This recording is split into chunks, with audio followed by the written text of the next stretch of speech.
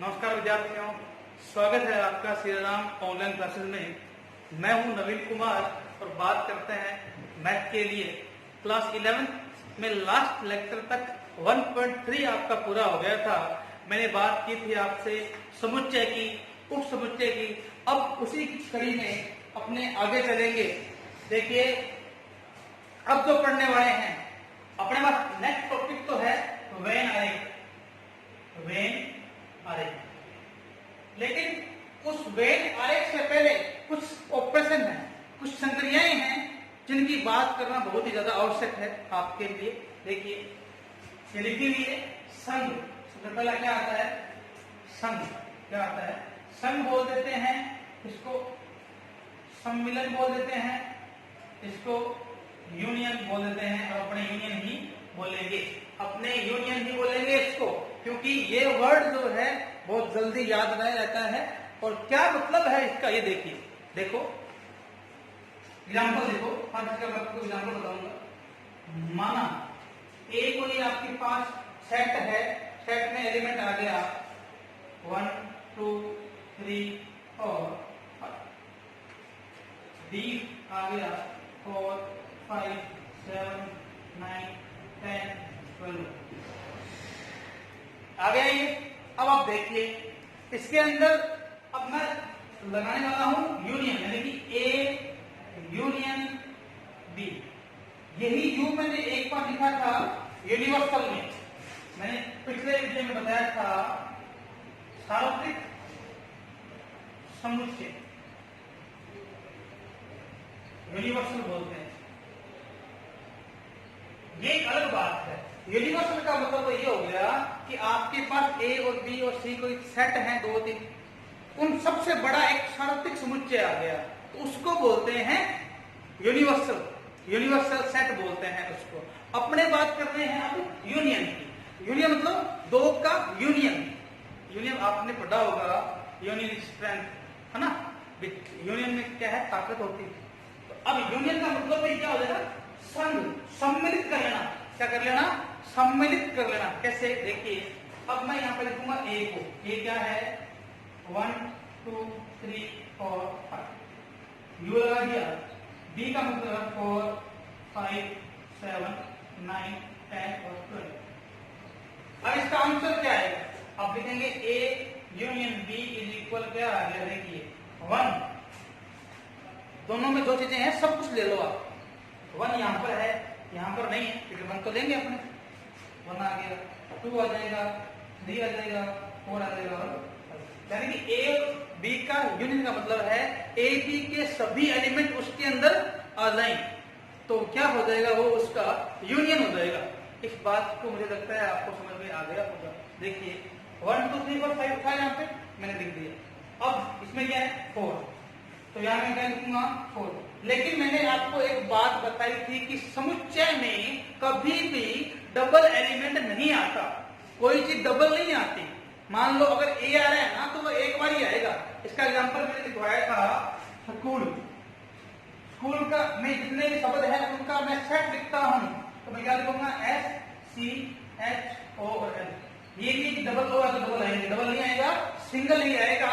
तो यही बात मैं यहां पर बोलूंगा आपको कि अब 4 पहले आ चुका है तो दोबारा 4 नहीं आएगा, 5 भी नहीं आएगा, 7 9 10 और 12। ये आपका हो गया ए यूनियन बी। कोई और भी आप कर सकते हैं, आप दे सकते हैं एक्स को दे दिया आपको 4 5, वाई दे दिया आपको 5, यानी कि खाली है भाई। भाई क्या है? खाली है, बिल्कुल। अब ये खाली है। अब मैं कर रहा हूं एक्स यूनियन वाई। तो बेटे एक्स में तो क्या है? 4 और 5 है। वाई में क्या है? कुछ नहीं, खाली है। अब खाली था, अब इसका यूनियन क्या आएगा? 4 और 5 यही आएगा, तो है ही खाली। मुझे इसमें क्या लेना होता है? इन दोनों के एलिमेंट लेने हैं। ये तो मैंने ले लिया।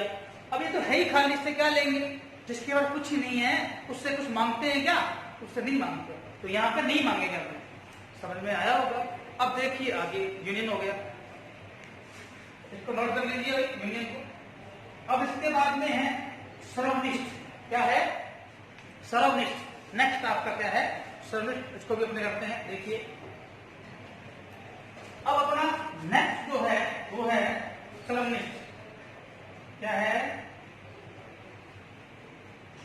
सर्वनिष्ठ। अभी सिर्फ मैं इनके मतलब बता रहा हूं, इन सब चीजों को अपने वेन डायग्राम या वेन आरेख से भी सीखेंगे, ये अपन इसके बाद सीखेंगे। पहले अपने को पता होना चाहिए कि मतलब क्या है। तब तक मतलब ही नहीं पता तो कैसे अपने चित्र बढ़ाएंगे इसका, है ना। तो देखिए सर्वनिष्ठ जो होता है इसका मतलब कॉमन से लेते हैं। क्या लेते हैं? कॉमन। इसको बोलते हैं इंटरसेक्शन। इंटरसेक्शन मतलब क्या हो गया? कॉमन लेना है आपको। कैसे? मैंने ले दिया a बराबर में 1 2 3 4 5, b बराबर में 4 5 7 9 10 और 12। देखिए अब यूनियन में लिखते हैं यू से, इसको लिखते हैं यू। ए बनाना है पर वो डंडा आपको बीच में नहीं लगाना, सीधा लिखना है। ये हो जाएगा सर्वनिष्ठ। कैसे? अब मुझे इन दोनों में कॉमन लेना है। मैं लेता हूं ए सर्वनिष्ठ बी बराबर में कॉमन क्या है? देखिए 1 यहां पर है, यहां पर है क्या? नहीं है। 2 यहां पर है, यहां पर है क्या? नहीं है। 3 यहां पर है, यहां पर है क्या? नहीं है। 4 यहां पर है, यहां पर है क्या? नहीं है। पर है भाई, 4 यहां पर भी है, यहां पर भी है, ये बाहर आ जाएगा। और क्या आ जाएगा? बाहर आ जाएगा। 5 यहां पर भी है और यहां पर भी है, 5 भी बाहर आ जाएगा। इसके अलावा कोई भी इसमें एलिमेंट कॉमन नहीं आ रहा, तो ये दोनों क्या हो जाएंगे? इसके ए इंटरसेक्शन बी हो जाएगा। समझ में आया या नहीं आया? देखिए, है ना। इसी के साथ मान लीजिए अब मैं आपको कंबाइंड एग्जांपल कराता हूं। कैसे? देखो कोई ए एलिमेंट है 1 2 3, बी है 1 2 3। अब ए यूनियन बी करना है आपको, तो क्या आएगा? 1 2 3 आएगा या नहीं आएगा? ये बता रहा हूं, यूनियन दोनों में 1 भी आ रहा है, 1 यहाँ 1 ले लिया, 2 3 ले लिया, 1 2 3 यहाँ पे पहले ले रखे हैं अपन ने, तो ये क्या है? इसका यूनियन। कॉमन क्या है इसमें? देखो ए कॉमन बी क्या आएगा? 1 यहाँ पर भी है, यहाँ पर भी है, 2 यहाँ पर भी है, 3 भी यहाँ पर है, तो ये क्या आएगा? इंटरसेक्शन आ जाएगा। इसी के साथ एक एग्जांपल, एक मोस्ट एग्जांपल देखिए। मैं मान रहा हूं ए का मान तो है 1 और 2, बी का मान है 5। अब मैं कॉमन ले रहा हूं ए इंटरसेक्शन बी, दोनों में कॉमन क्या है? तो बेटे एक बात बताओ, यहां पर 1 है, यहां पर 1 है क्या? नहीं है। यहां पर 2 है, यहां पर 2 है क्या? नहीं है। कुछ कॉमन नहीं है, कुछ कॉमन नहीं है। आपको याद होगा मैं से किया था आपने छोटी क्लासों में, मैं से पढ़ा होगा। मैं से में आप जब कुछ कॉमन नहीं आता तो 1 लेते हो। क्या लेते हो? 1 लेते हो ना। तो यहां पर 1 तो नहीं है, दोनों में कॉमन क्या आएगा? कॉमन आएगा कुछ नहीं कॉमन है, कॉमन सही नहीं, तो 5 आ गया। क्या ये आ गया? ये अब इसको क्या बोलते हैं? ये खाली है, ये रिक्त सेट है, ये एम्प्टी सेट है आपका। और एम्प्टी सेट को क्या बोलते हैं बेटे? 5 बोलते हैं। लेकिन 5 क्या आ गया इसमें? कॉमन। इस बात को आप ध्यान रखेंगे, नोट कर लीजिए इसको। तो ये होता है सर्वनिष्ठ और ये होता है यूनियन। इन दोनों की बात अपन ने कर ली है। अब बात करते हैं अंतर की। अंतर क्या होता है? देखो अब है अंतर। अंतर मतलब घटाव करना है आपको। घटाव कैसे होता है? मान लो ए है, लिखा हुआ है 1 2 3 4 5, है ना। और बी में क्या है? 3 4 5 6 7। मुझे करना है अंतर। ए में से मैं क्या घटाऊंगा? बी। अब आप ए माइनस बी, ए में से कुछ घटा रहे हो आप, है ना। तो इसमें इंपॉर्टेंट कौन सा रहेगा? ए रहेगा। ए में से बी को कम करना है, कर देते हैं। 1 है यहाँ पे कहीं 1 है क्या? 1 तो नहीं है, तो 1 तो 1 यहाँ पे रहेगा। 2 भी नहीं है, रहेगा। 3 यहाँ पर भी है, यहाँ पर भी है, कट गया। 4 यहाँ पर भी है, यहाँ पर भी है, कट गया। 5 यहाँ पर भी है, यहाँ पर भी 5 कट गया, कट गया। अब यहाँ पे क्या है? 6 और 7। अब ये नहीं कि ये माइनस में हो जाएंगे। आप ये मत सोच लेना कि ये माइनस में हो जाएंगे, ये माइनस में नहीं होंगे, ये माइनस में नहीं होंगे। कैसे? अब इसमें ए में से बी को कम करना था, जो जो एलिमेंट कॉमन आ रहे हैं, जो जो कॉमन है आ रहे हैं वो कट जाएंगे, शेष बचा आपका क्या हो जाएगा, आंसर हो जाएगा। इसी प्रकार जब आप b माइनस में a करेंगे, यहां देखिए b माइनस में a, तो b में से a को घटाना है, तो ये कॉमन एलिमेंट है, देखो ये कॉमन एलिमेंट है, तो b में से ये तो कम हो गया, बाकी b में क्या बच गया, 6 और 7। ये आपका आंसर है।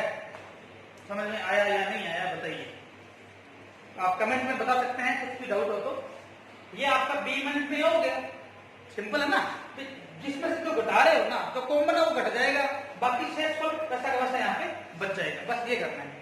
अब देखो a आ गया, मान लीजिए 1 2 3 4 5, b आ गया 6 7 8 9 10। अब मैं देखो a माइनस b निकाल दो, बेटे तो कुछ कॉमन ही नहीं है। अब घटेगा क्या बेटे, घटाव तब होता है जब कुछ बराबर वाला हो, है ना, दोस्ती दुश्मनी लोग कहते हैं ना, बराबर वाले में अच्छी लगती है, तो कोई जब दुश्मनी लगेगा तब काटेगा आपको, जब बराबर का होगा। अब ये तो बराबर का है, ये अलग है, ये अलग है, तो ये आपको ध्यान रखना है। अब इसमें ये हो गया a माइनस b क्या रहेगा, ये सेम वही कर देंगे, a माइनस b भाग में क्या आ गया 1 2 3 4 5। ये आपका आंसर है, सिंपल है। इसी के साथ अगर ये आ जाए, a आ गया खाली है, b है 1 2 3, मैं कह दूं कि a में से b घटाओ। अब भाई a के पास कुछ है ही नहीं, खाली है वो, तो घटेगा कैसे, घटेगा ही नहीं फिर ये, है ना, तो खुद खाली है वो, किसको क्या घटेगा भाई। तो अब आप देखिए a में से कुछ नहीं घटेगा, यानी कि a में घटाओ, a का क्या रहेगा, a रहेगा, ये आपका आंसर। समझ में आया होगा, इस प्रकार से ये दोनों तीन एग्जाम्पल आप ध्यान रखेंगे। उसके बाद लास्ट जो आज का टॉपिक है वो है पूरक समुच्चय। पूरक समुच्चय क्या होता है वो आप देखिए। अब करने वाले हैं अपने बात पूरक समुच्चय की, कॉम्प्लीमेंट्री सेट बोलते हैं इसको। मतलब क्या है देखिए, कोई समुच्चय है ए, मैंने एक बात बोली थी आपको, यूनिवर्सल समुच्चय होते हैं। यूनिवर्सल मतलब सबसे बड़ा, तो माना यू है 1 2 3 4 5 6 7 8 9 और 10। अब ये क्या है, यूनिवर्सल है, ठीक है। ए मान लिया मैंने 1 2 और 5, 1 2 और क्या है 5। ए समुच्चय है ना, ए समुच्चय है, तो ए डैश क्या होगा, पूरक समुच्चय। क्या होगा, पूरक समुच्चय। यानी कि आप ध्यान रखें, अगर ए समुच्चय है तो ए डैश पूरक समुच्चय क्या बोलते हैं, ए डैश। बी समुच्चय है, पूरक समुच्चय बी डैश। सी समुच्चय है, सी डैश पूरक समुच्चय। अब ये होता कैसे है, क्या निकलता है देखिए। अब ए डैश बराबर होता है यू माइनस में ए। ए डैश क्या होता है, यू माइनस में ए। जिसका आपको पूरक समुच्चय निकालना है, उस समुच्चय को आप यूनिवर्सल सेट सार्वत्रिक समुच्चय में से घटा दीजिए, आपके पास पूरक समुच्चय आपको मिल जाएगा। समझ में आ रही होगी बात आपको। देखिए अब u क्या है मेरे पास, 1 से लेकर 10 तक की संख्या। a क्या है 1 2 और 5। जब घटाएंगे तो a डैश क्या आएगा, अब 1 10 में 1 2 और 5 घट गया, खत्म हो गया, तो क्या बच गया 3 4 6 7 8 9 और 10। ये क्या आ गया आपके पास, पूरक समुच्चय आ गया है। इस बात में किसी को डाउट है तो बोल सकता है भाई, आप कमेंट में बोल सकते हैं। वैसे तो आप नहीं बोल पाएंगे ना, मन में तो बोल सकते हैं, वैसे नहीं बोलेंगे। तो ये आपका हो गया, ये होता है पूरक समुच्चय। कोई भी सेट है, एक यूनिवर्सल सेट तो मानते ही मानते हैं, वो तो होता है कि अपने वेन डायग्राम पढ़ेंगे तब आपको पता लगेगा क्या होता है। तो आज के लिए सिर्फ इतना ही। नेक्स्ट लेक्चर में अपने बात करने वाले हैं और वेन डायग्राम की इन चारों को अपने वेन डायग्राम से सीखेंगे कि कैसे होता है, कैसे वो बनता है। और वेन डायग्राम आपके कंप्यूटर एग्जाम में भी काम आते हैं। तो मिलते हैं नेक्स्ट वीडियो में। आज के लिए इतना ही। Thanks for watching my video. Thanks a lot.